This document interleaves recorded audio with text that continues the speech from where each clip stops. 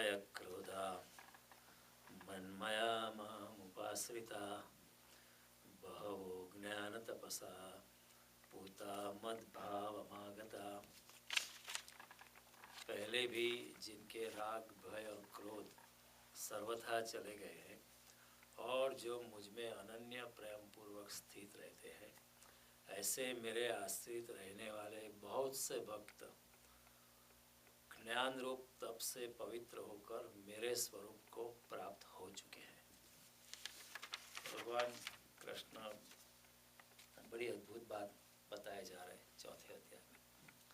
उन्होंने बहुत काफ़ी कुछ चौथे अध्याय में कहा है और पहले भी भगवान ने कहा कि मेरे जन्म और कर्म दिव्य है, और जो इस तरह ठीक तत्व से जान लेता है कि मेरा जन्म और कर्म दिव्य है, यानी जिसका जीवन खुद का जीवन दिव्य हो गया है, वो त्यक्त्वा देह पुनर्जन्म नैति मामेति सोर्जुन।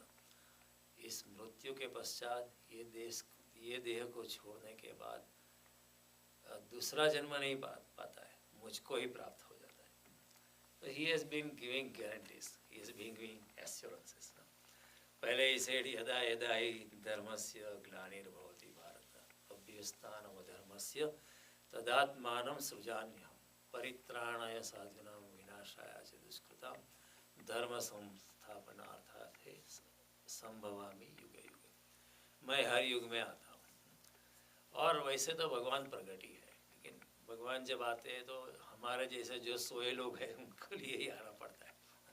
कोई मीरा के लिए आना नहीं पड़ता है, कबीर के लिए आना नहीं पड़ता है, या नरसिंह के लिए आना नहीं पड़ता है।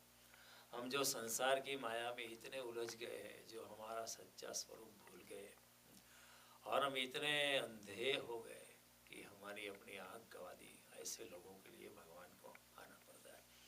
और फिर भगवान अभी कहते कि जिसके राग भय और क्रोध चले गए, जो वितरागता में आ गए, और जिसके भय और क्रोध भी चले गए, और जो मुझ में परम आश्रित है, मुझ में समर्पित है, और जिसके जीवन में ज्ञान रूपी तपश्चर्या है, ज्ञान पे आधारित तपश्चर्या, ज्ञान तपसा, ऐसे लोग पूता बहवो ज्ञान तपसा, ऐसे बहुत से लोग मुझको पा चुके हैं।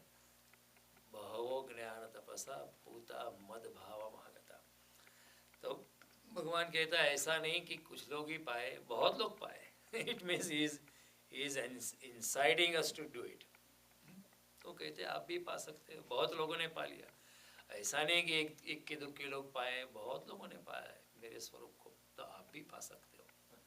तो भगवान वितरागता की बात कहते हैं, जो हमने देखी थी कि वितराग यानी आमतौर पर हमारा वितरागता का अर्थ थोड़ा सा गलत होता है। हम समझते हैं वितराग यानी वैराग्य, राग से विपरीत वैराग्य।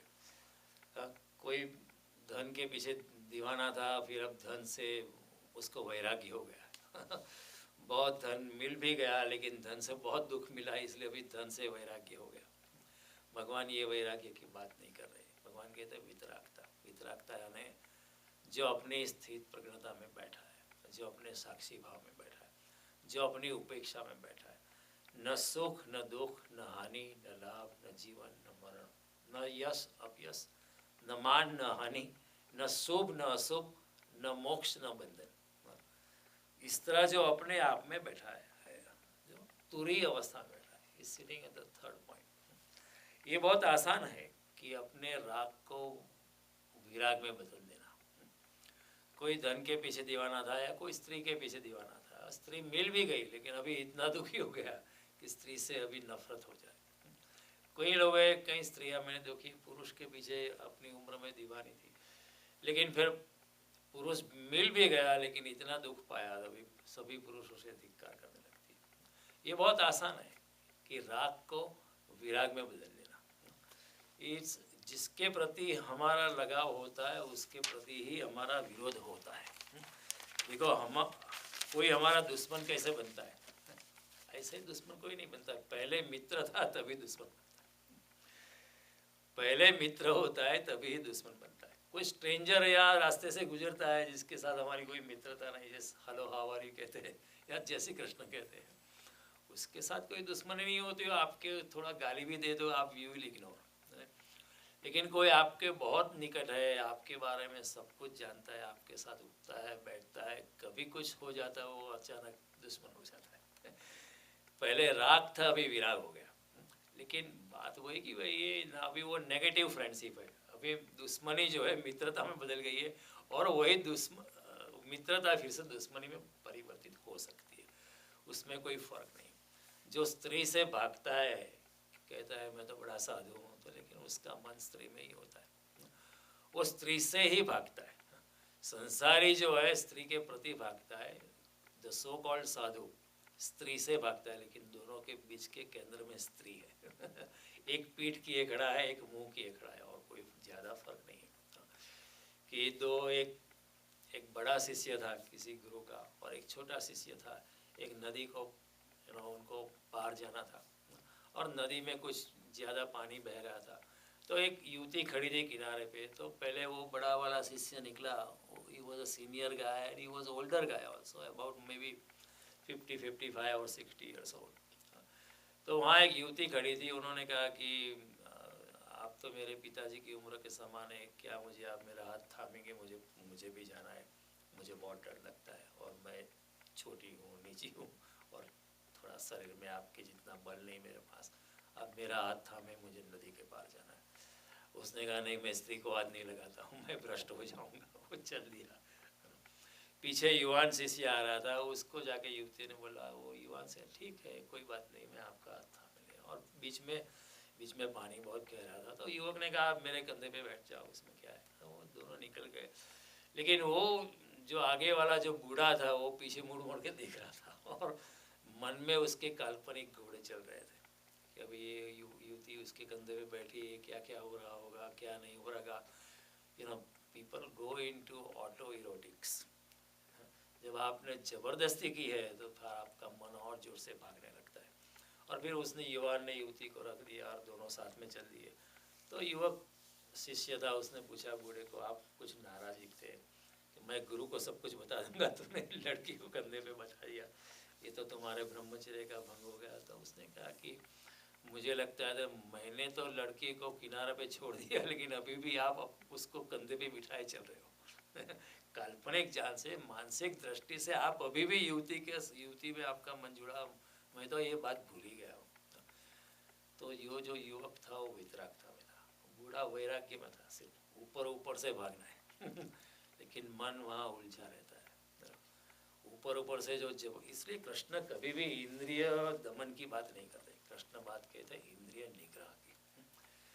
संसार को देखो, संसार को समझो, संसार का अनुभव लो, और फिर अनुभव लेके संसार का रसायन समझो, और उस समझ से जो मुक्त हो जाता है वो वितरागी हो सकता है। ऐसे ही भाग भी चाहोगे तो फिर मन संसार में पड़ा रहेगा। हिमालय की गुफा में चले जाओगे तो आप सोचोगे इतना कुछ ज़्यादा थोड़ा कर लिया तो माला माल हो जाते थे। कई लोग त्याग करने के बाद भी कहते हमने जब संन्यास लिया था तब इतना छोड़ा था, इतना धन छोड़ा था, इतनी जमीन छोड़ी थी, ये सुंदर पत्नी छोड़ी थी, ये छोड़ा था, ये छोड़ा था। हिसाब देते। अभी तक अगर हिसाब रखते हो 30-40 साल के बाद, तो अभी तक आपने वैसे छोड़ा नहीं है। मन में अभी भी आप उसके साथ जुड़े, आपने लात मारी होगी लेकिन ठीक तरह से लगी नहीं है। तो इंसान वितरागता जो है बड़ी गहन बात है। जब भागना ही नहीं, जब पकड़ना ही नहीं, तो छोड़ना कैसा। भागना ही नहीं, तो जहाँ भी आप हो, जैसे हो, वहाँ आप अपनी मस्ती में पड़े रहो, भागने की कोई बात ही नहीं है। न ये संसार इससे योग्य है कि उसे भोगो, न ये संसार इससे योग्य है कि उससे भागो। अगर आप स्त्री या पुरुष से ऊपर उठ चुके हो, या धन से ऊपर उठ चुके हो, या प्रतिष्ठा से ऊपर उठ, तो फिर भागने की भी क्या जरूरत है। अब भागना ही बतलाता है कि आपको रस है। आप ऊपर से अपने आप को समझा रहे हो, तो भागने की कोई आवश्यकता ही नहीं है यहाँ पे। तो ये समझने जैसी बात है, इसलिए शंकराचार्य को हम बार बार याद करते हैं। भगवान कहते न धर्मो न चार्थो न कामो न मोक्ष चिदानंद रूप शिवो। मैं अपने आत्मस्थिति में हूँ, कुछ भी आ जाए। योग रत हो व भोग रत हो, योग में हूँ या भोग में हूँ, लेकिन मेरी आत्मा की स्थिति तो वैसी की वैसी बनी रहती। तो ये वितरागता होती है। और कृष्ण भगवान श्रीमद् भागवत में समझाते हैं कि जिस तरह पका हुआ अन्न अगर आप जमीन में डालोगे तो फिर से स्प्राउट नहीं होता है। पका हुआ राइस का दाना, पका हुआ गेहूं का दाना, आपने उसको बॉईल कर दिया, अगर ज़मीन में डालोगे वो उगने वाला नहीं है। उसी तरह जिस योगी का मन मेरे साथ जुड़ गया, जो मेरे साथ जुड़ गया, वो पक गया। और फिर आप हजारों स्त्रियों के बीच में खड़ा हो या पुरुषों के बीच में खड़ा, या धन में या महल में रहता हो, वो संसार उसको छू भी नहीं सकता है। ऐसे योगी की हालत है। पद्म पत्र एवं भगवान कहते हैं वितरागता। फिर भगवान कहते हैं वीत भय, जो भय से मुक्त हो गया। भय से मुक्त तभी होता है इंसान जब वितरागता आती है। सबसे बड़ा भय क्यों होता है? क्योंकि हमारा जीवन के प्रति लगाव है, इसलिए जीवन का विरोधी जो मृत्यु है उससे हम डरते हैं। सबसे ज़्यादा डर किसका है? मृत्यु का। क्योंकि मृत्यु मीन्स नो लाइफ, और नो लाइफ मीन्स हम जीवन के प्रति इतने जुड़े हुए इतने हमारा जीवन के प्रति इतना राग है, तो अगर मौत आती है तो हमें डर लगता है। तो भगवान कहते हैं जिसको मृत्यु का भी डर नहीं है, वित भय जो हो गया है, वही इंसान मेरे साथ जुड़ सकता है। और उसका मतलब है जो मुझ में इतनी परम श्रद्धा से शरणागति जिसने स्वीकार की। परमात्मा अगर चाहे कि इसी वक्त मरना है तो ठीक है, ये हम तैयार है। जिसकी ऐसी समर्पितता है, अगर योगी ऐसा, अगर परमात्मा ने चाहा कि आज अभी इसी वक्त मरना है तो वो ठीक ही होगा। मैं कौन इसमें सुधार करने वाला हो, तो वो ठीक ही होगा, मेरे लिए ही ठीक होगा। अच्छा है, उसको उठाना है तो उठा लो। अगर मौत आए उससे पहले वो खुद छोड़ के खड़े हो जाते हैं कि हम तैयार हैं। बुद्ध महावीर जैसे लोगों ने जो मौत छीन के ले जाती है वो खुद ही अपने आप छोड़ दी। 40 साल पहले जो मौत आपके पास से धन संपत्ति स्त्री पुरुष छीन के चली जाती है, भगवान बुद्ध ने पहले ही छोड़ दी। तो मौत कुछ नहीं बिगाड़ सकती, तो वित भय हो जाता है।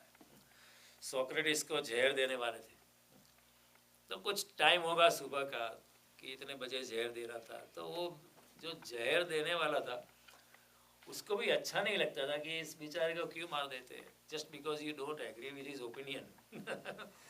जहर देना ठीक नहीं है, और वो भी धर्म के नाम पे जहर देना। तो वो देर कर रहा था कि ठीक है थोड़ा 1 घंटे के बाद जाता हूँ। सोक्रेटिस वेंट टू हिम कि टाइम हो गया। इस time you to administer poison to me. उसने पूछा कि मैं जानबूझ कर दे रहा हूँ कि आपको मृत्यु का डर नहीं लगता है? कि मृत्यु का क्या डर है? मैंने सुना है कोई मरता नहीं है, आत्मा तो अमर ही होती है। अगर आत्मा अमर होती है तो डरना क्यों? और अगर आत्मा अमर भी नहीं है तो ये शरीर तो वैसे भी मरने वाला है, तो फिर भी क्यों डरने का? इन इधर case, in both the cases I am not worried at all. अभी आनी उसी तरह श्रीमद् भागवत में उल्लेख है जड़ भरत का। उसको जड़ भरत उसको नाम ही इसलिए दिया जड़। कोई गाली दे तो भी ऐसा पड़ा था, कोई उसका कूड़ा मारे तो भी वो ऐसा ही पड़ा था, उसको कोई फिक्र ही नहीं थी। अपनी मस्ती में फकीर की मौज। ठीक है गाली दो ये करो, लोग उसको जड़ भर, और वैसे भी अट्टा कट्टा था। रघुगण राजा श्रीमद् भागवत कथा सुनने जा रहा था, तो वहाँ पड़ा था रास्ते में, और उनके जो 4 जो उसको वाहिनी करके चल रहे थे, वो एक they were carrying him on their shoulder. तो उसमें से एक बीमार हो गया था, तो चौथे आदमी की ज़रूरत थी। तो ये बीच में बैठा था जड़ भरत, ये हट्टा कट्टा है चल जाएगा, चलो तुम शामिल हो जाओ। तो ठीक है शामिल हो जाते हैं, वो शामिल हो गया। लेकिन रास्ते में चींटी आया तो वो अटक जाएगा। वो 3 लोग जोर से जा रहे, वो अटक जाएगा। ऊपर राजा रहूँगा को जोर से शौक लगेगा। 3-4 बार ऐसा हुआ तो राजा रहूँगा ने कहा ये क्या हो रहा है? अरे ये संभाल नहीं रहा है, बीच बीच में रुक जाता है। तो इतना कोपायमान हो गया राजा, नीचे उतर कर उसको मारने की अवस्था में आ गया। तो उसने कुछ वाक्य बोले कि तुम क्यों इतना क्रोधित होता है, क्रोध का आधार ही वासना है। तो राजा रघुगण ने सोचा कि ये तो कोई ज्ञानी पुरुष है, तो वो वहाँ ही बैठ गया, और जड़ भरत ने वहाँ उसको श्रीमद् भागवत का उपदेश वहाँ समझा कि मैं भी इस हालत में था, मैं भी माया से संपन्न था, ये मेरा तीसरा जन्म है, भगवान की कृपा से मुझे अगले 2 जन्मों की स्मृति है, लेकिन ये जन्म मैं जाने देने वाला नहीं हूँ। जो गलती मैंने पिछले 2 जन्मों में की है वो गलती अभी होने वाली नहीं। आप कितने भी क्रोधित हो जाओ, मुझे मारो, मुझे कोई फिक्र नहीं, इसको कोई डर नहीं है। भगवान कहते हैं विद भय, not afraid of anything, you know. तो ऐसी बात होती है। एक Rajput couple, newly married, they were going on a boat and all of a sudden a storm came and everybody was afraid the boat is going to, you know, turn over, the storm is very powerful, most people will die. कोई जो भी अपने अपने faith के अनुसार कोई हनुमान चालीसा पढ़ने लगा, तभी हनुमान जी याद आते, उसके पहले आता है।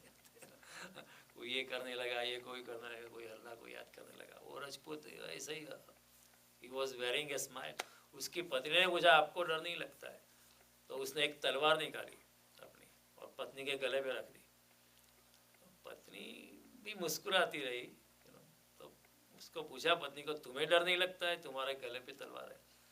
उसने कहा तलवार गले पे है, लेकिन तलवार आपके हाथ में है, तो मैं क्यों डरूं? तलवार is in the hands of my beloved husband, जो मुझे हमेशा रक्षा मेरी करेगा, मैं क्यों डरूं? तो उसी राजपूत ने कहा कि वही मेरा हाल है, ऊपर वाला अगर उसको मारना है तो मारेगा और बचाना है तो बचाएगा, मैं हम क्यों रोए? ठीक है, मरना है तो मरेगा। सी दिस इज समर्पितता, और समर्पितता के कारण भय चला जाता है। ठीक है, आज जाना है तो आज चले जाएंगे, इसमें कोई डर की बात नहीं। भगवान कहते हैं वितराग भय क्रोध, जिसके राग चले गए, जो अब मैंने वितरागता आपको समझाई। वितरागता इज नॉट वैराग्य, वितरागता इज नाइदर राग नॉर वैराग्य। नहीं सुख, नहीं दुख, नहीं सुख, नहीं असुख, न मोक्ष, न बंधन, न स्त्री, न पुरुष, न मान, न अपमान, सब पोलैरिटी से, सब द्वंद्व से, जो द्वंद्वों से मुक्त होकर जो ऊपर तुरीय अवस्था में बैठा। हमारे शास्त्रों ने बहुत अच्छा शब्द खोला है, तुरीय। उन्होंने तीसरी अवस्था नहीं कहा, तुरीय, क्योंकि अगर तीसरी अवस्था कहे तो लोग फिर माइंड, फिर चौथी कौन सी अवस्था है? तो उन्होंने कहा no, the third point, the तुरीय अवस्था, जो दोनों से पार है, ऐसी अवस्था। तो वित भय, ऐसा कहा, वितराग भय क्रोध, और क्रोध से मुक्त। क्रोध से तभी मुक्त इंसान हो सकता है जब कामना से मुक्त होता है, तब तक क्रोध से मुक्ति होनी असंभव है। क्रोध का मूल आधार कामना है। मैं ऐसा चाहता था और नहीं हुआ, इसलिए क्रोध आता है। मैं चाहता हूँ कि मैं सनातन मंदिर का प्रेसिडेंट बन जाऊँ, और बीच में और कोई प्रेसिडेंट बन गया तो मुझे क्रोध आता है। भगवान ने कहा दूसरे अध्याय में, कामात क्रोधो भी जायते, क्रोधात भवति सम्मोह। कामना से क्रोध उत्पन्न होता है। किसी को, स्त्री को कोई चाहता है और शादी नहीं कर सकता है, ये चाहता है। जो भी बीच में अवरोध आता है कामना के मार्ग में, वो क्रोध का कारण बनता है। कोई किसी और स्त्री को चाहता है, या कोई स्त्री किसी पुरुष को चाहती है, लेकिन समाज के कानून के कारण, पुलिस के कारण, बच्चों के कारण, माँ बाप के कारण, इसके कारण उसके कारण नहीं होती है शादी। यार मिल भी जाते हैं तो भी कुछ जो अपनी अपेक्षा थी उस स्त्री से या उस पुरुष से, वो पूर्ण नहीं होती है, तो क्या होता है? क्रोध आता है। जब बहुत अपेक्षा होती है शादी में, तो फिर क्रोध आएगा है, क्योंकि सभी अपेक्षा पूर्ण होती नहीं है। Even when you are married to the most beautiful woman or most handsome man, आपकी जो अपेक्षा होती है वो फुलफिल नहीं हो सकती, क्योंकि स्वप्न पुरुष सिर्फ स्वप्न में होता है, और स्वप्न सुंदरी सिर्फ स्वप्न में होती है। Realities are always total different. तो जब कामना में अवरुद्ध आता है, कामना निरोध होती है, तो आदमी को क्रोध आता है। तो विथ क्रोध का मतलब है विथ कामना ऑल्सो। जो कामना से मुक्त हो, जो डिजायरलेस हो गया, ऐसा इंसान मुझको प्राप्त हो। बुद्ध को किसी ने कहा कि मुझे सुख चाहिए, मुझे सुख चाहिए, आई वॉन्ट हैप्पीनेस। भगवान बुद्ध ने कहा बड़ी सरल बात है, कैसे? कि आई निकालो, सुई को निकालो, और वांट निकालो, डिजायर्स निकालो, तो तो हैप्पीनेस ही बचेगी। If two things go away from our inner psyche, अगर हमारा अहंकार चला जाए तो अहंकार जाएगा तो वासना भी चली जाएगी, क्योंकि वासना भी अहंकार पे आधारित है। मुझे चाहिए, मुझे ही चाहिए, मुझे चाहिए, तो वासना और कामना का आधार भी है। तो अगर अहंकार चला गया और वासना चली गई तो फिर सुख ही सुख है। Buddha said then the happiness is remaining nothing. वही मुरारी बापू एक बार अटलांटा में आए थे 94 में, तो उन्होंने कहा जो अपना आई है ऐसे खड़ा है उसको थोड़ा हॉरिजॉन्टल कर दो, एज कर दो फॉर हम्बलनेस। तो ऑल प्रॉब्लम्स आर रिजॉल्व। दुनिया के सारे प्रॉब्लम जो है अभिमान के कारण, it is because of our subtle ego. जैसे अभिमान जब चला जाता है तो कामना भी चली जाती है। तो भगवान कहते हैं जिसके राग, भय और क्रोध चले गए, ऐसा इंसान, और जिसकी तपश्चर्या का आधार जो है ज्ञान है। मैं लास्ट टाइम समझा रहा कि कई बार तपश्चर्या का आधार जो होता है ना, अहंकार होता है। तपश्चर्या का आधार आमतौर पर 100 में से 99% तपश्चर्या का आधार अहंकार होता है। कई लोग होते हैं कि मैं सुबह इतने बजे ध्यान करने उठता हूँ। I don't think Vivekananda told anybody कि मैं ध्यान करने के लिए उठता हूँ। उठ जाता है इंसान, उसको पता भी नहीं चलता है, क्योंकि ध्यान का आनंद इतना गहरा है कि जब ब्रह्म मुहूर्त आता है तो इंसान अपने आप खड़ा हो जाता है। फिर वो उठता नहीं है, वो उठ अपने आप जाता है। तो वो किसी को कहता नहीं, लेकिन कई लोग मैंने देखे, मैं ध्यान करने के लिए उठता हूँ या ध्यान करता हूँ, ध्यान करने के लिए उठती हूँ, और लोग प्रशंसा भी करते हैं। और जितनी प्रशंसा लोग करते हैं उतना वो उठ ही जाते हैं। देखो वो तो उठ ही जाते हैं, अभी रात को 12 बजे सोए लेकिन 3 बजे उठ गए। जितनी प्रशंसा लोग करते हैं उतनी वो तपस्या और बढ़ती है, क्योंकि फिर अहंकार को पुष्टि मिलती है। कहीं है लोग उपवास करते हैं, उसके बाद शोभा यात्रा निकलती है 21 दिन के उपवास के बाद। लेकिन अगर शोभा यात्रा कट हो जाए तो कोई उपवास नहीं करता है। वही महावीर के उपवास हो गए 4 साल में 1 साल उपवास हो गए, लेकिन महावीर को पता भी नहीं चला। क्यों? क्योंकि वो इतने अपने आत्मा में डूबे थे, खाना ही भूल गए। इतने अपने आत्मा में डूबे थे कि कई बार 4-5 दिन के लिए खाना ही भूल गए, क्योंकि निजानंद की मस्ती में थे। कई बार रामकृष्ण परमहंस अपने मंदिर में थे तो इतने तल्लीन हो जाते थे। शारदा देवी अपनी पत्नी मंदिर के दरवाजे पे खड़ी के परमहंस दे खाना तैयार है, खाना बोल के उनको सुनाई भी नहीं देता है, क्योंकि अपनी मस्ती में डूबे हुए। तो ये तपस्या ज्ञान रूपी तपस्या होती है, उनको पता भी नहीं चलता। जैसे कोई वैज्ञानिक है, is engaged in some project and is so much engrossed in it, he forgets to eat, forgets to even sleep. तो उसकी तपस्या भी ज्ञान की तपस्या है। He even forgets, भूल जाता है इंसान कि अरे खाना भूल गया। ऐसा होता है लोगों। आइंस्टाइन हमेशा विचारों में डूबा रहता था, ये सोचता था, ये सोचता था, ये सोचता था। आपके सामने भी बैठा है आइंस्टाइन, लेकिन आपके सामने बैठा नहीं है। उसका दिमाग यूनिवर्स कैसे बना, ये कैसे बना, फिजिक्स के क्या नियम है। एक बार आइंस्टाइन किसी और के घर मेहमान थे, डिनर था, वो गया था, तो सब मेहमान धीरे धीरे चल गए, आइंस्टाइन बैठा रहा। तो वो मेहमान भी बड़ा प्रसन्न हुआ, ठीक है आइंस्टाइन बैठा है मेरे घर में, ही कंसिडर्स आई एम इम्पोर्टेंट। तो बात करते रहे 10-11 बजे तक तो बात ठीक थी कि लोग बैठते हैं पार्टी के बाद। लेकिन 12 बजे 1 बज गए, फिर वो मेहमान जो होस्ट था वो घड़ी देखने लगा। ये महाशय कब जाएंगे। लेकिन आइंस्टाइन बातें ही करता रहा और उसको पता ही नहीं चला कि इतने बजे। फिर 2 बजे 3 बजे तो आइंस्टाइन उसको पूछता है, मेहमान को, जो होस्ट था उसको पूछता है कि आपको क्या घर नहीं जाना है आज, 3 बज गए। बोलता है महाशय घर मेरा है। अरे ये तो मैं भूल ही गया कि ये घर आपका है। तो कहने का तात्पर्य है कि इंसान भूल ही जाता है अपनी तपस्या, अपने ज्ञान मार्ग में इतना, अपने आत्मा में इतना डूबा है अपनी मस्ती में कि तपस्या हो जाती है, उसका पता भी नहीं चलता है। आमतौर पर कई लोग कहते हैं हम ब्रह्मचर्य का पालन करते हैं। अगर ब्रह्मचर्य का पालन करना पड़ता है तो आप ब्रह्मचर्य में है ही नहीं, क्योंकि जब ब्रह्म में चर्या होती है तो अपने आप ब्रह्मचर्य का पालन हो जाता है, फिर पालन करना नहीं पड़ता है, अपने आप ब्रह्मचर्य अवस्था।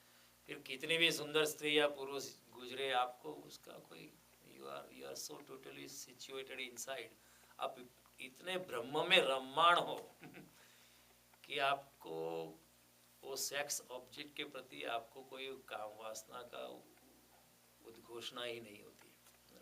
You are so much engrossed in, उसके लिए उसका नाम हमारे सनातन धर्म में बहुत अच्छा रखा है, ब्रह्मचर्य, ब्रह्म में चर्या। ब्रह्मचर्य does not mean abstaining from sex or celibacy. It only means कि आप इतने ब्रह्म में ब्रह्मांडों का आपको संसार का पता ही नहीं चलता है इसलिए आप ब्रह्मचर्य, अगर ब्रह्मचर्य का पालन करना पड़ता है तो मीन्स आप जबरदस्ती आपको समझा रहे हो, और लोग आपकी तारीफ करते हैं तो फिर आप ऊपर से तो ये स्थिति बनाए रखनी पड़ती है देखो इतने लोग मिलने आते हैं या मैं स्त्रियों के सामने नहीं आता हूँ तो फिर लोग आपकी ज़्यादा प्रशंसा करते हैं, हम इतने उपवास करते हैं, उपवास किसी के हो जाते हैं, तो इस तरह समझने जैसी बात है। कई बार लोग कर्मकांड में शुद्धि में पड़े होते हैं और लोग प्रशंसा बहुत करते हैं। एक गांव में अच्छा इंसान था, वो उनकी शुद्धि बहुत अच्छी थी, सुबह उठते फिर घर में नल भी नहीं था तो वो सड़क के नल से पानी भरने जाते, लेकिन पानी भरते भरते भी अगर कोई स्त्री का दर्शन हो गया तो फिर वो पानी खाली कर देंगे, बर्तन को फिर से मांज देंगे और फिर से पानी भरेंगे। कई बार दिन में एक बार 30-40 बार, स्त्री का कोई भरोसा है, कहीं कोई भी स्त्री निकले उसको क्या पता कि आपका ऐसा व्रत है, लेकिन गांव वाले देखते थे कि देखो इतना कितनी, गांव वालों को कुछ पता नहीं ये सब कृष्ण जो बात करते, गांव वाले तो प्रसन्न हो जाए कि देखो कितना शुद्ध है। घर में आटा रोज पीसने का, ऐसा नहीं आटा पहले का पीसा, रोज आटा पीसने का, उसका ही खाना बनाने का, रोज घी बनाने का घर में और 3 घंटे के बाद घी खाने का नहीं, भगवान ने ना कही शुद्धि।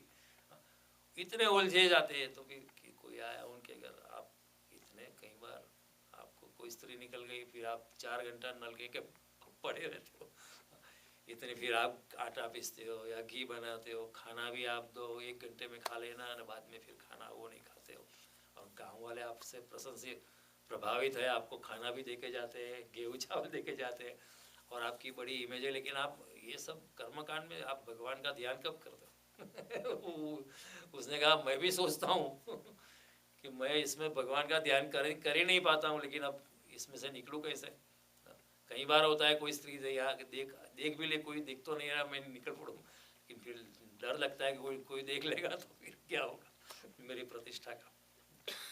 कई लोग ऐसे हैं जो इस प्रकार की बाहर की शुद्धि में फंस गए और उसको कहते हैं तपश्चर्या, कि देखो मैं कितना हूँ, और लोग भी आदर देते हैं, लोग भी सम्मान देते हैं। कई लोग हो गए 1000 बार रोज राम का नाम लिखने का किताब में, अच्छी बात है, कोई बुरी बात नहीं, शुद्धि रखना कोई बुरी बात नहीं, लेकिन don't lose the main purpose. Ram का नाम लिखा, अगर राम का नाम प्रेम से लिखते रहो कि आप अपने आप को भूल जाओ तो ठीक ही है, फिर राम है ही आपके सामने। लेकिन ऐसे वो जो राम 1000 बार लिखता है रोज, यानी ये कंप्लीटेड 363 टाइम्स राम, और राम भगवान सामने आ जाए तो वो कहते नहीं अभी रुको, अभी 6 से 27 बार लिखने का बाकी है stay people become rigid minded होते हैं, हमारी तपश्चर्या चल रही है। तो इसलिए हम कहते हैं कि अगर लक्ष्मी चालना करने आती है तो मुंह धोने के लिए मत जाना, डोंट बी सो रिजिड।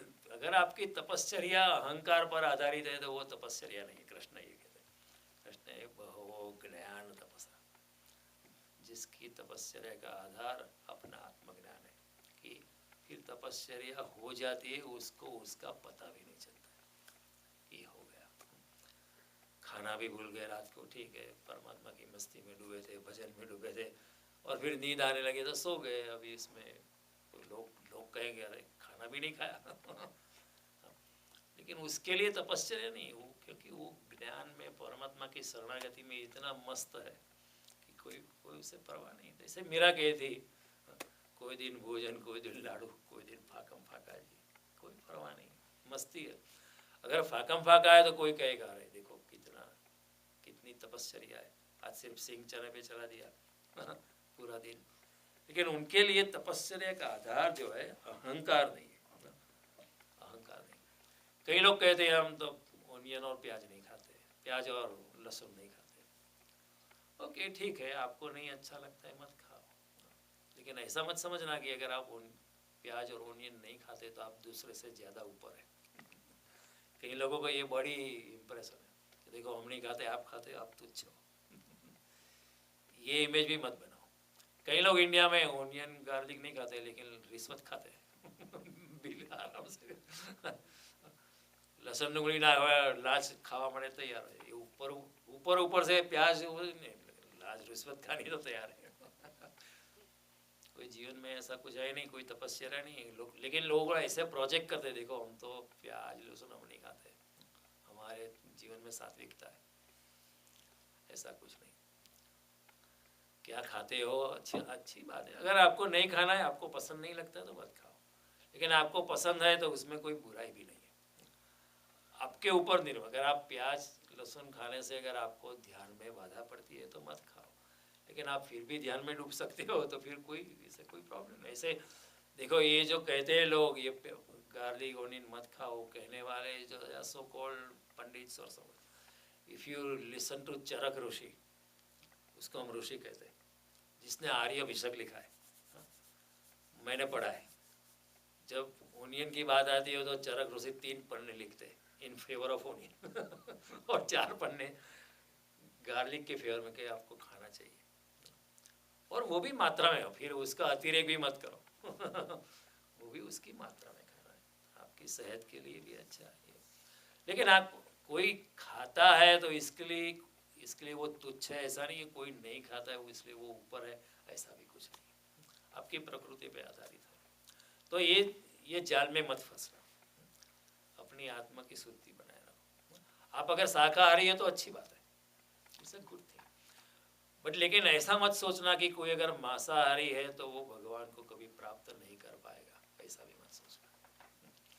शाकाहारी होना अच्छी बात है, it's good for you, good for your inner spiritual uplifting.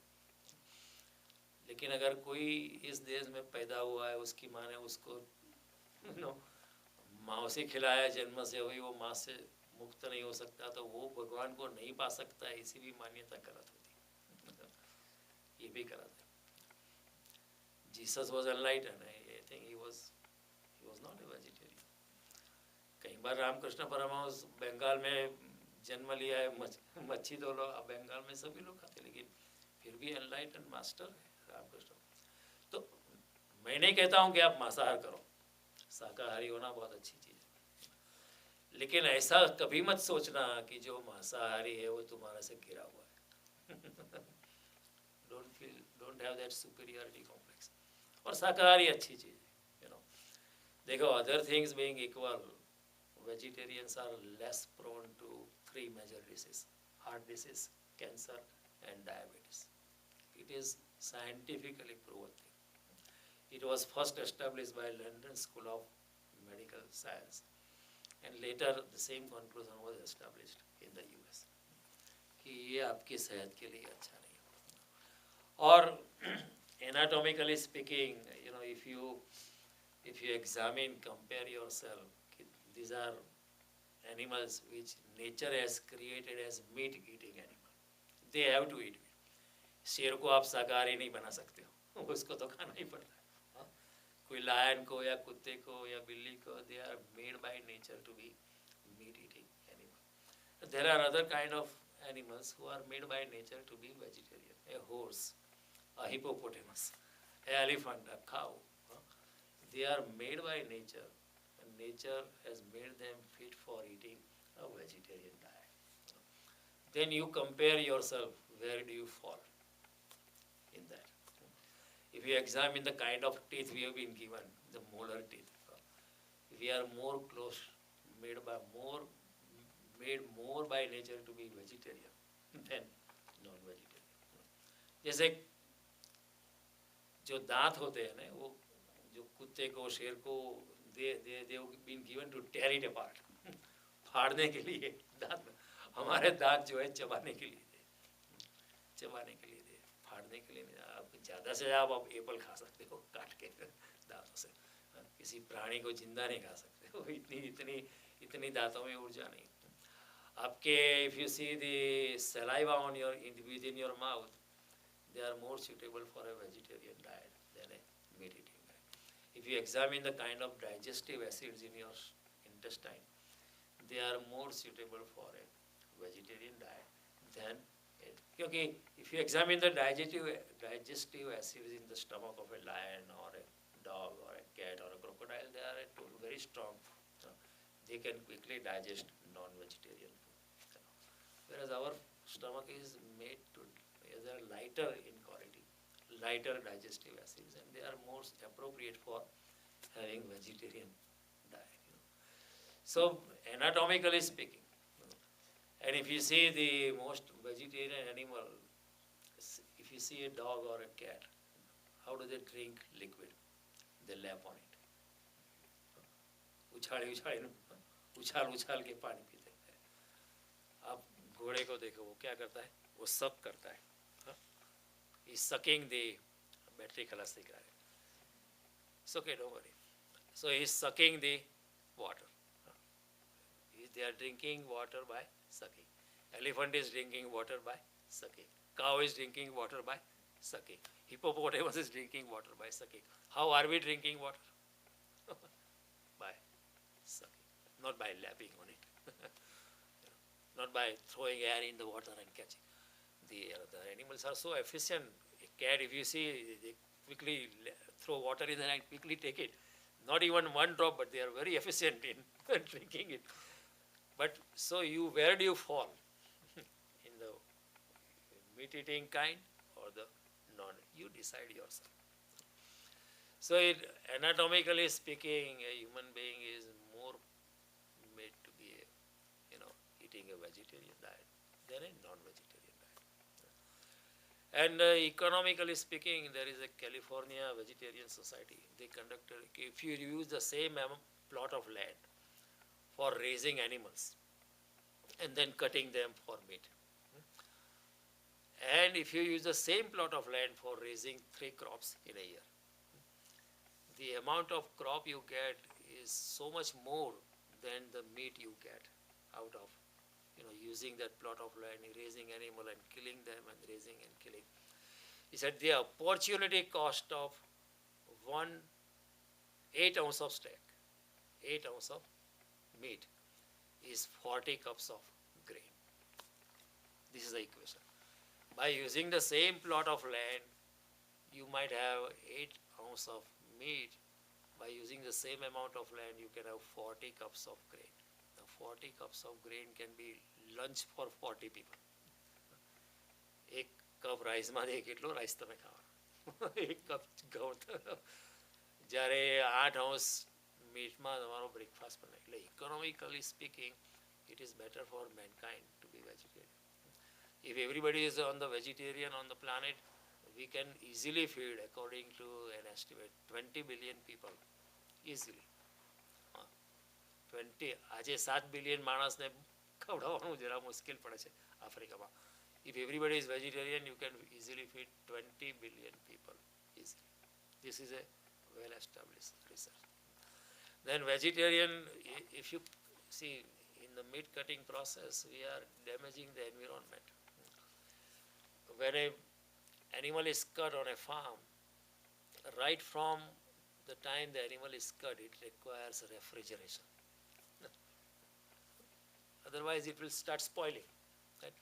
So it needs refrigeration, it needs refrigerated warehouses, refrigerated transportation, refrigerated storage, and then refrigerated, retailing, distribution, and from departmental store you bring it home, again put it in the refrigeration. Till the time you consume it, the refrigeration is needed. Whereas for grain, rice, cereal, nut, almond, even apple, it doesn't need a refrigeration.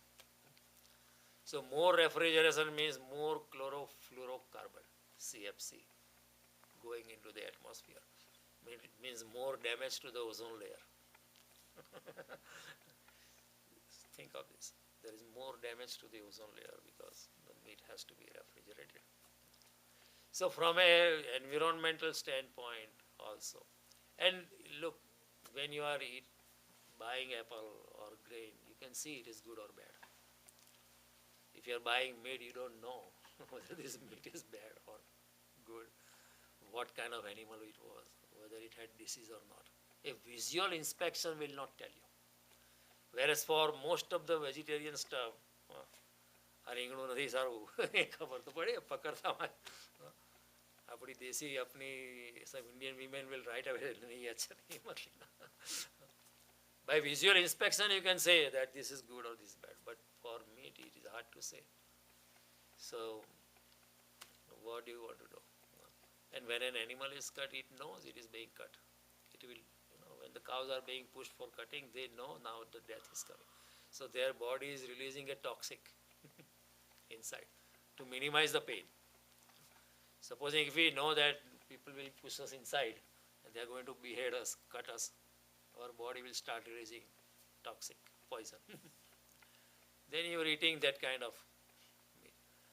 So overall, from economical ground, medical ground, anatomical ground, and also for spiritual ground, the entire Hinduism is based on being vegetarian. Buddhism strongly recommends be a vegetarian. Jainism तो बात ही मत पूछो, वो तो कहते आप potato भी मत खाओ, कंदमूल है. Even in Christianity, it is stated, in the Genesis 28th chapter, for you I have created every seed which shall be thy meat.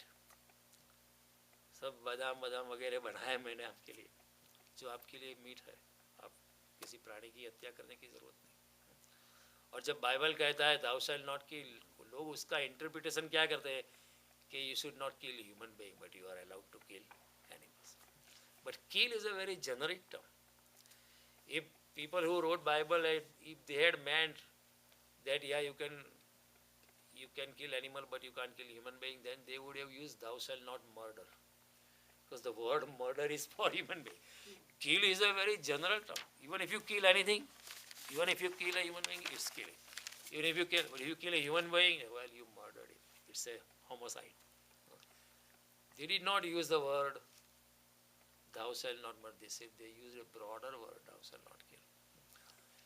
एक दिन मैं एक मुसलमान को मिला तो वो कहता है मैं वेजिटेरियन हूँ. तो आई वाज सरप्राइज, क्या बात है. मैंने उनको पूछा कि आप क्यों वेजिटेरियन. मैंने कभी कोई मुसलमान को वेजिटेरियन दिखा नहीं. कि कुरान में भी लिखा है कि don't let thy stomach be the grave of dead animals. अपने स्टमक को प्राणियों की कब्रिस्तान मत बनाओ. इसलिए मैं वेजिटेरियन हूँ. लेकिन कोई सभी को खाना है इसलिए कोई बोलता नहीं कि मेरी माँ भी वेजिटेरियन थी और उसने मुझे ये बात बताई थी तो मैं भी वेजिटेरियन. तो दुनिया के सब धर्मों ने ये बात तो बताई, लेकिन लोग मानना नहीं चाहते. It's convenient for one reason और other, they want to justify. तो सेहत के लिए, स्पिरिचुअलिटी के लिए शाकाहारी आहार सबसे अच्छा है.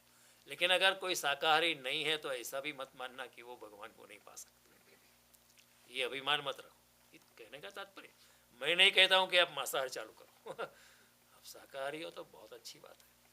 वी आर वेरी फॉर्चुनेट कि ये संस्कृति हमें मिली है. कई लोग हैं ये इस देश में जो शाकाहारी होना चाहते हैं लेकिन हो नहीं सकते, क्योंकि उनको पता नहीं क्या खाएंगे.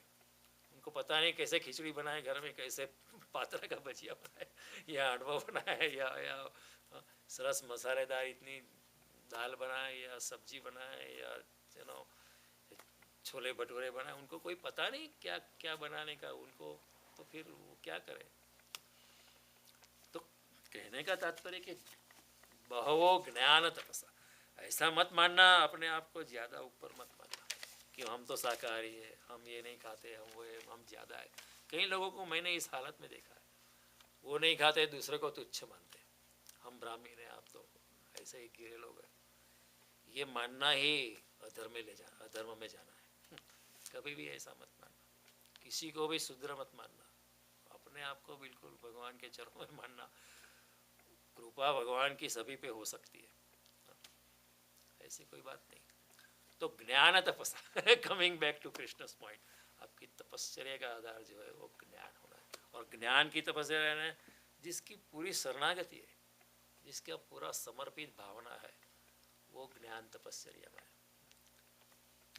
जिसकी तपस्या का आधार अहंकार है कि लोग प्रशंसा करते हैं तो मैं तपस्या करता रहूं, लोग प्रशंसा करते हैं तो ठीक है, करते करते करते हाँ मैं तो हर रोज़ एक बार ही खाता हूँ तो लोग बहुत प्रशंसा करेंगे, बहुत तारीफ करेंगे, क्योंकि लोगों को ये कृष्ण की बातों का पता नहीं है। 1 बिलियन हिंदूज है, 1 बिलियन हिंदूज है प्लानेट पे, लेकिन 1000 हिंदू को भी ठीक तरह से गीता का पता नहीं कि कृष्ण की बात का क्या मतलब है, कोई जानता नहीं।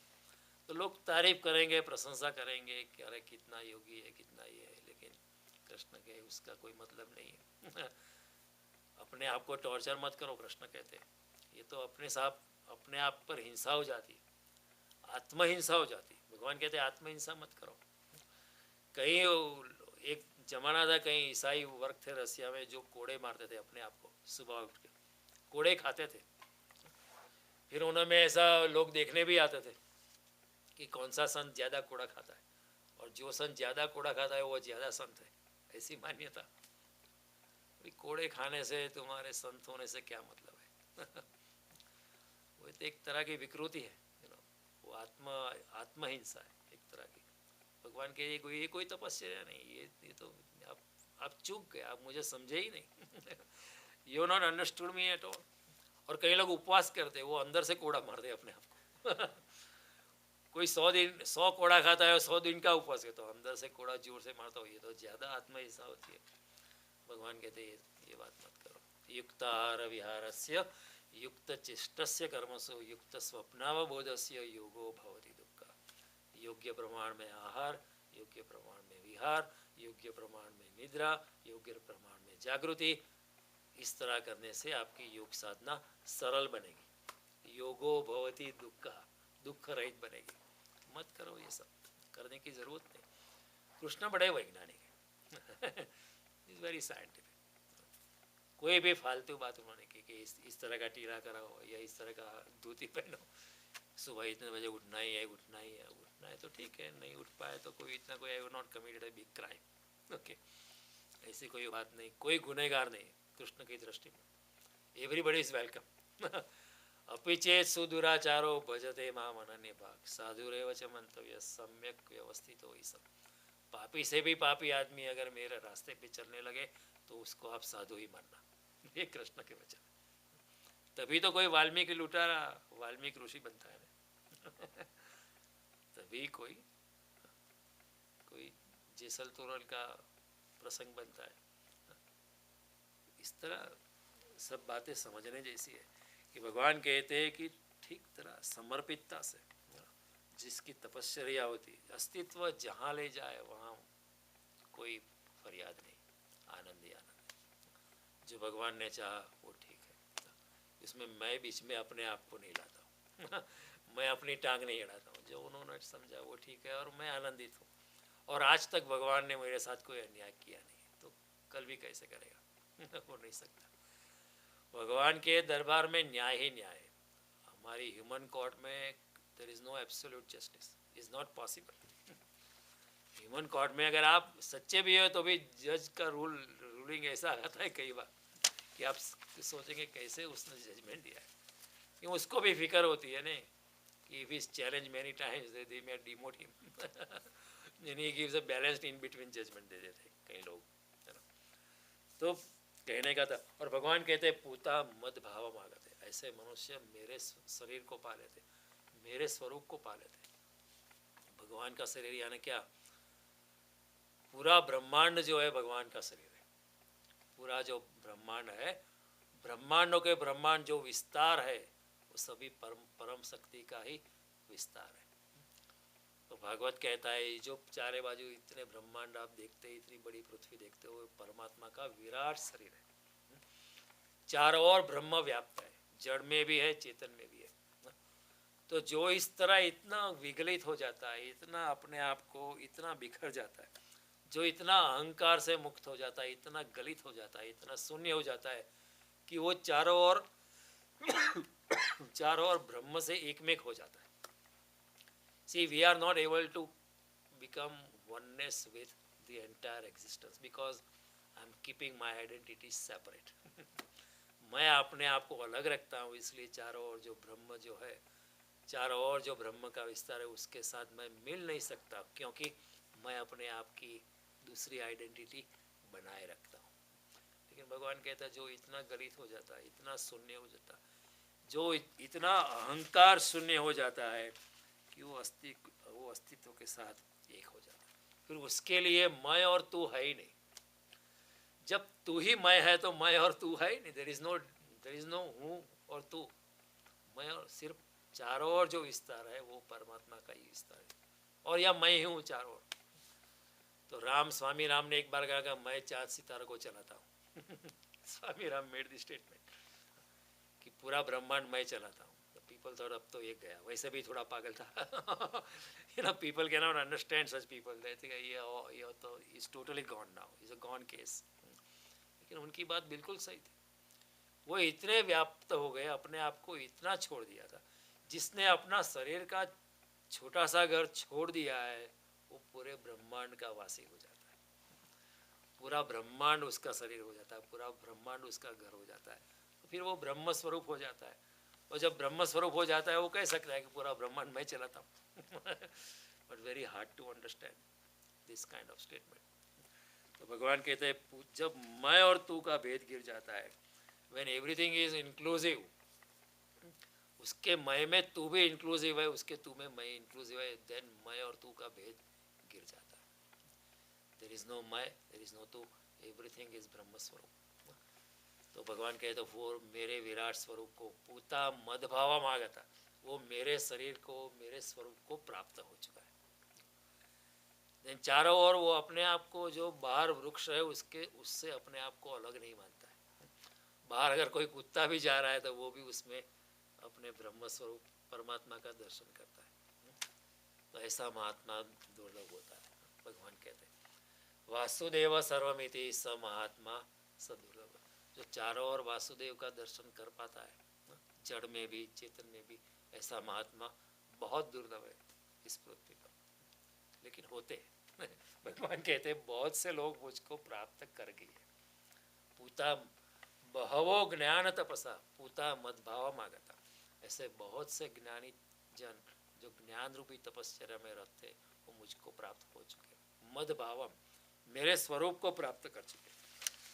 जब तक हमारी शरीर की भ्रांति है, जब तक मेरे शरीर के साथ आइडेंटिटी है, जब तक मेरा शरीर के साथ तादात्म्य है, तब समस्ती के साथ मेरी पृथकता है.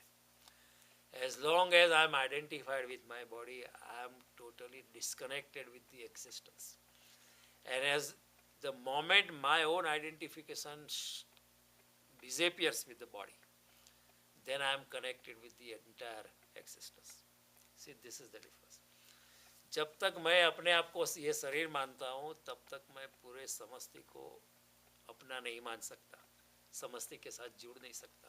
लेकिन जिस दिन मैं ये शरीर नहीं हूँ ऐसा ज्ञान होता है कि I am not this body, that very moment the entire existence becomes your body. Then he says पूता मत भावम आगता. सारे लोग फिर देन वासुदेव सर्वमिति ये न भूतान्य शेषेण द्रक्ष्यस आत्मन्यथो मति. फिर वो ऐसा योगी जो है सबको मुझ में देखता है और मुझको सब में देखता है. ऐसा योगी मुझको सब में देखता है और सबको मुझ में देखता है. ईशावास्यम इदम सर्वम यत्किंचित जगत्याम. Beautifully stated, very scientifically stated. भगवान भी कहते हैं मई सर्वम इदम प्रोतम सूत्रेर मणिगणा. जिस तरह एक धागे में मन के पिरोए हुए होते हैं, उसी तरह सब कुछ मेरे में ही है. इसलिए जो पृथ्वी है, जो ब्रह्मांड है, सब भगवान का ही स्वरूप है. सो फ्रॉम दैट एंगल इस सनातन धर्म की बात बड़ी अद्भुत है. Then the creator and the creation are not different, they are the same.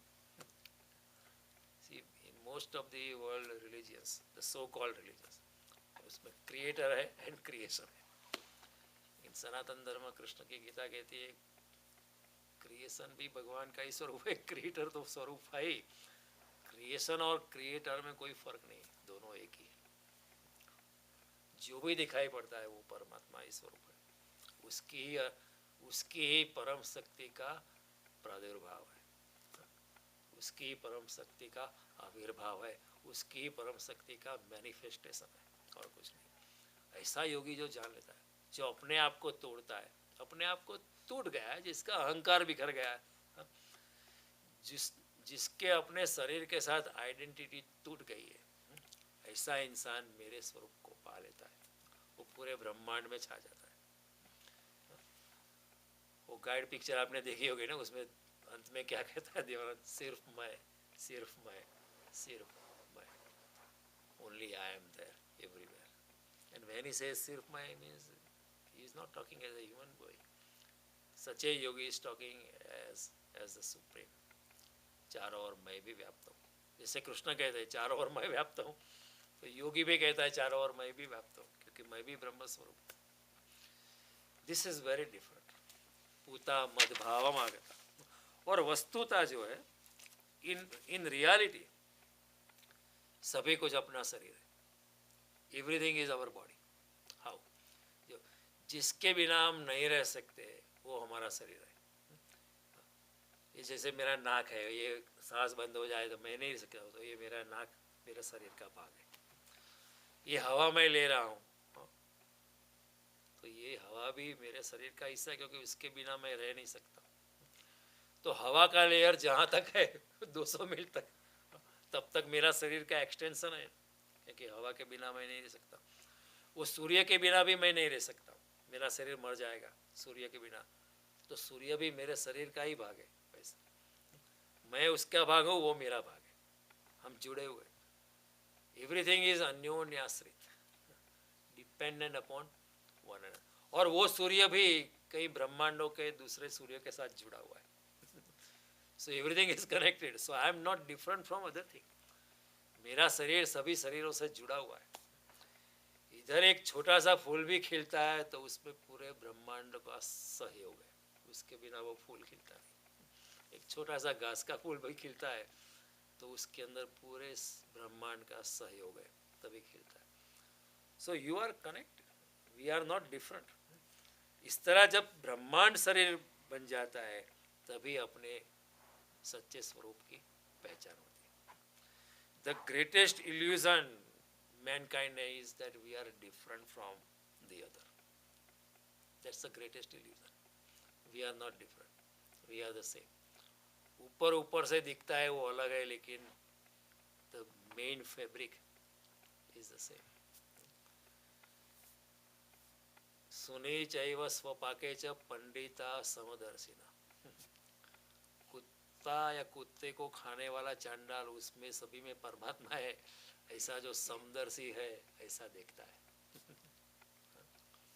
ब्राह्मणों गवी हस्तिना, ब्राह्मण में भी परमात्मा है, गाय में भी है, हाथी में भी है, हाथी पे ऊपर जो महावीर था उसमें भी है, उसके आगे जो कुत्ता जाता है उसमें भी है, और कुत्ते को काट के खाने वाला जो चंडाल है उसमें भी परमात्मा है। सुने चैव स्वपाके च पंडिता समदर्शिना। निर्दोषम ही समम ब्रह्म तस्मात् ब्रह्मणि ते। जो ऐसे समत्व को पा गया तो वैसा वो निर्दोष ब्रह्म में वो निवास करता है। निर्दोषम ही समम ब्रह्म तस्मात् ब्रह्मणि ते स्थिता, therefore he is situated in Brahman. चारों ओर ब्रह्म का विस्तार है ऐसा। So that's how Narsinh Mehta से everything looks different but is the same. घाट घड़िया પછી नाम रूप चीज अंते तो है। The expressions are different, the manifestations are different, but the basic energy behind everything is him. मैं भी उसका भाग हूँ, वो भी मेरा भाग है, nothing is different, है ना। सो भगवान कहते हैं अनन्य रूप से जब ऐसा इंसान हो जाता है कि चारों ओर मैं ही व्याप्त हूँ, परमात्मा ही व्याप्त है, मेरे में परमात्मा जो है चारों ओर व्याप्त है, इसलिए मैं भी व्याप्त हूँ। ये जो ब्रह्मांड है वो मेरा ही शरीर है, ऐसी जब अनुभूति होती है तो भगवान कहते ये परम शरणागति, क्योंकि फिर शरणागति की भी जरूरत नहीं रहती। फिर किसकी शरण में जाओ? अगर आप सभी कुछ हो, अगर आप खुद ब्रह्म स्वरूप हो गए तो फिर आप किसकी शरण में जाओ? शरण में जाने की भी गुंजाइश नहीं रहती। देखो हम कहते हैं कि मैं उनकी शरण में गया हूँ। उनकी शरण में आप तभी जा सकते हो कि जब आप अलग है और वो अलग है, यानी आप उनकी शरण में गए। लेकिन अगर आप अलग नहीं है, वो भी अलग नहीं है, तो फिर शरण में जाने की बात ही गलत हो जाती है। अगर मैं पूरे ब्रह्मांड में ओतप्रोत हो गया हूँ, मैं मेरा शरीर अपने को मानता नहीं हूँ और मैं व्याप्त हो गया हूँ, तो फिर शरणागति अपने आप हो गई है। फिर शरणागति is a technically wrong thing. Technically शरणागति की भी जरूरत नहीं, आप शरणागति में हो ही क्योंकि आप मिल गए हो। तो ये भाषा जो है कृष्ण की, क्योंकि जो शरणागति में जाता है वो जाने वाला अलग रहता है और जिसके शरण में जाता है वो अलग रहता है। तो ये तो कृष्ण को बोलना पड़ता है कि सर्वधर्मान् परित्यज्य मामेकं शरणं व्रज, सभी झंझट छोड़कर मेरी शरण में आ जा। लेकिन उसके लिए बोलना पड़ता है जो अपने आप को अलग मानता है, उसके लिए बोलना पड़ता है। लेकिन जो ऐसा मानता है कि मैं अलग हूँ ही नहीं, भगवान मेरे में बैठा है, चारों ओर व्याप्त और मैं भगवान में ही हूँ, उसके लिए फिर ये बोलने की ज़रूरत नहीं पड़ती। तो यहाँ भगवान कहते हैं वितराग भय क्रोध मन मया माम उपासिता बहवो ज्ञान तपसा पूता मद भाव, वो मेरे स्वरूप को पा चुके, मेरे शरीर को पा चुके, अब मुझे प्राप्त हो चुके। तो वितरागता मैंने आपको समझाया, वित भय क्या है मैंने आपको समझाया, वित क्रोध क्या है, क्रोध का आधार क्या है मैंने आपको समझाया। और भगवान कहते हैं ज्ञान तपसा, जिस तपस्या का आधार जो उसका ज्ञान है, अहंकार नहीं है। कई बार अहंकार हो जाता है ना। हमारे घर एक, मैं छोटा था, एक सम्मानित स्त्री आती थी, बूढ़ी थी भी, उनका व्रत था नहाने जाने, फिर वो अबोटिया पहन के ही, सिल्की क्लोथ पहने के ही खाना बनाने का, उससे पहले खाना बनाने का नहीं। और फिर कितनी भी देर से आए, अगर रात को 10 बजे आए गांव से, तभी वो जाएगी अंदर नहाने के लिए, फिर निकलेगी। और उनका फिर नियम था कि कपड़ा, अपना शरीर जो है वो ड्राई नहीं करने का, वो भी उनकी तपस्या का हिस्सा था। वैसी भीगी भीगी निकलेगी ऑलमोस्ट ट्रांसपेरेंट। मैं और मेरा भाई हंसते हंसते लगते, used to tell my mother कि वो तो बिल्कुल ट्रांसपेरेंट है, and my mother would say don't close your eyes. और मदर जितनी वो माँ बाप जितना कहते हैं बच्चों को मत देखना, बच्चे ज़्यादा देखते हैं क्योंकि बच्चे का ये रिबेलियस नेचर है, ना क्यों बोलते हैं तो फिर कुछ होगा उसमें, देखना चाहिए तो फिर उनका यही इस्तेमाल था, बाहर से आएगी नहीं, यहाँ मैं खुद का पकाऊंगी, फिर मैं खुद का ही खाना खाऊंगी, और लोग उनको सम्मान देते थे, सारे गांव में उनकी बड़ी प्रतिष्ठा थी।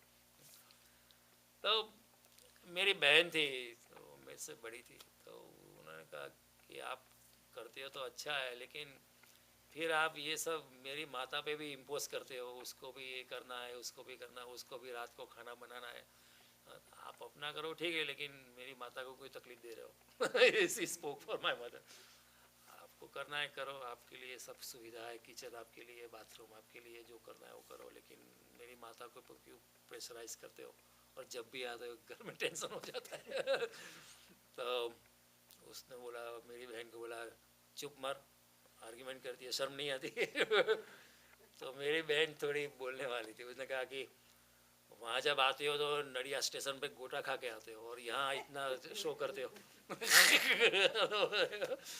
नडियाद में भजिया खाते हो स्टेशन पे और यहाँ तुम अपना दूसरा बना तो ये करते हो, और ये जो डब्बा लाते हो उसमें भी ताला लगा के तो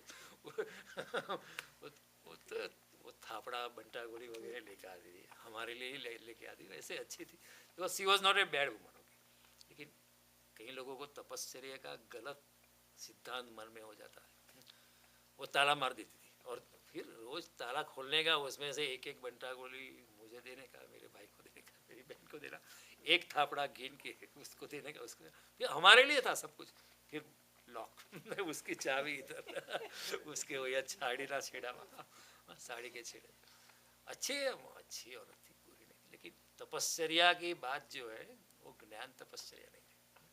जब मेरी बहन ने बोला कि आप वहाँ तो स्टेशन पे भजिया का गया थी और यहाँ ये सब नथिंग करती हो, तो मैं तेरे पिताजी को आने दे, मैं तेरे मार खिलाएगी पिताजी से। मेरे पिताजी तो बहुत, he was a divine personality. तो मेरे पिताजी को समझ गई, ये तेरी बेटी ऐसा बोल रही थी, मार उसको। तो मेरे पिता के बेटी तो लक्ष्मी का अवतार होती है, वो तो मेरी आँख की कीकी है। She is like my eyeball, eye कान, वो तो મારે આંખની કીકી છે, મારા આંખનો રતન છે મારી દીકરી, એને કેવી રીતે મારો? आप मेरी मौसी है लेकिन बेटी को कैसे मारो? वो तो निर्दोष है, मैं आपसे माफ़ी मांगता हूँ। माय फादर विल, मैं आपसे, आप जो भी करना है वो करो, कोई बात नहीं। लेकिन ज्ञान तपश्चर्या जो है बिल्कुल अलग होती है। ऊपर से जो कर्मकांड में अटक जाता है वो तपश्चर्या मानता है, और लोग उसको तपश्चर्या कहते हैं क्योंकि लोगों को पता नहीं है कि जितना वो करता है वो लोग उसको ज़्यादा सम्मान देते हैं, जो लोग ज़्यादा सम्मान देते हैं वो ज़्यादा उतना करता है। अगर लोग सम्मान देना बंद कर दे, लोग कहेंगे ये क्या पागलपन है, 10 इंसान आगे ऐसा कह दे, तो वो अपने आप बिखर जाएंगे, अपने आप छोड़ देंगे। लेकिन लोग सम्मान करते हैं तो अच्छा लगता है, अहंकार को पूर्ति मिलती है, अहंकार घनिष्ठ होता है।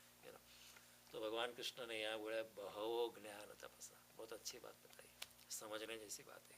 और पूरा ब्रह्मांड जो है तुम्हारा ही, आप ब्रह्मांड के हो, ब्रह्मांड आपके, you are not different from the totality of the existence, you are part and parcel of the existence, merge into it, dissolve yourself। जब आप शून्य हो जाते हैं तो then you dissolve into the totality of the existence।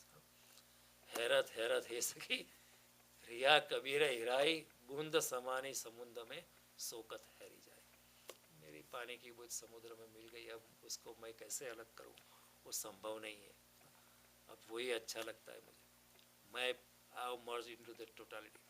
तभी कृष्ण की जो बात है ना, वासान से जीर्णानि यथा भी है, ये शरीर के साथ आइडेंटिफिकेशन मत करो, वो तो एक सिर्फ वस्त्र है, ये तुम्हारा शर्ट है, वो बदलते रहते हो, लोग जन्म लेते हैं, शर्ट पुराना होता है तो नया जन्म होता है, but we have identified ourselves with the body so much that we cannot merge into the totality of the existence। When we cannot merge into the totality of the existence, then I am standing separate from the existence, and then I am standing separate from the supreme। तो फिर पूता मदभावम आगता जो कृष्ण कहते हैं वो होता नहीं।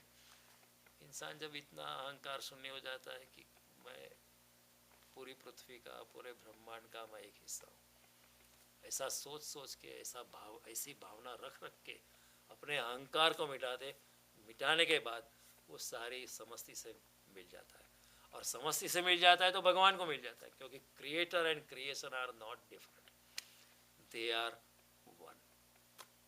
To give you an example, 5 minutes and we close. हमारे धर्मों में देखो, कोई चित्रकार करता है, चित्र बनाता है तो क्या होता है, चित्र अलग हो जाता है, चित्रकार अलग हो जाता है। फिर चित्र लेके आप उसको इंडिया भेज सकते हो या अमेरिका में भेज सकते हो, चित्रकार यहाँ बैठ सकता है। कोई मूर्तिकार मूर्ति बनाता है तो मूर्ति बना जैसे संपन्न हो गई, मूर्ति अलग है, मूर्तिकार मूर्ति बनाने वाला अलग है। लेकिन नृत्यकार कैसा होता है, उसका नृत्य और नाचने वाला दोनों एक ही होते हैं। जैसे नृत्य समाप्त होता है तो वो भी, वो नृत्य को अलग नहीं कर सकते क्योंकि नृत्य उसमें ही बड़ा है। नृत्यकार और नृत्य और नृत्यकार अलग नहीं होता, एक ही होता है, दे रिमेन वन। गाने वाला और उसका गीत एक ही रहता है, जब वो गाना बंद करता है गीत भी खत्म हो जाता है। Now you can not separate this song. अभी तो टेक्नोलॉजी है तो भी रिकॉर्ड करते हैं, लेकिन लाइव की बात जो बात है you can not separate it. इसलिए हमारे सनातन धर्म में जब परमात्मा की कल्पना करी तो उन्होंने कहा creator and creation are not separate. तो उन्होंने नाचने वाले नटराज की कल्पना करी, तो नाचना उसकी सृष्टि है। नाचना वो खुद नाचते, नृत्य की जो नृत्य होता है नाचने से वो वही है। तो हम they have imagined a dancing god or a singing god, but they have not, आपने कभी देखा नहीं ऐसा कृष्ण चित्र दूर रहे या भगवान से चित्र काम करते या मूर्ति बनाते, नहीं। दे इमेजिन के नाचने वाला नटराज, क्योंकि नृत्य और नाचने वाला, नृत्य और नर्तक एक होते हैं। इसलिए creation and creator are one. If you merge into the creation, you merge into the creator also, because your creation and the creator are one. सृष्टा और सृजनहार एक ही है, अलग नहीं है। तो हमारी भाषा में भाई कहीं कमी होती कि सृजनहार ने इस दुनिया को बनाया। सृजनहार ही सृष्टि ही सृजनहार है और सृजनहार ही सृष्टि है, उसमें कोई फर्क नहीं। इसलिए कहते हैं ईशावास्यम इदम सर्वम यत् किंचित जगत्याम जगत। पवन तो पानी तो भूमि तो भूधरा, अब जो भी दिखाई पड़ता है उसका स्वरूप है। कृष्ण का ये श्लोक बड़ा अद्भुत है। तो अगले बुधवार को जब मिलेंगे तो आगे के श्लोक में जाएंगे और अपनी चौथे अध्याय की यात्रा को आगे बढ़ाएंगे। नमस्कार, जय श्री राम।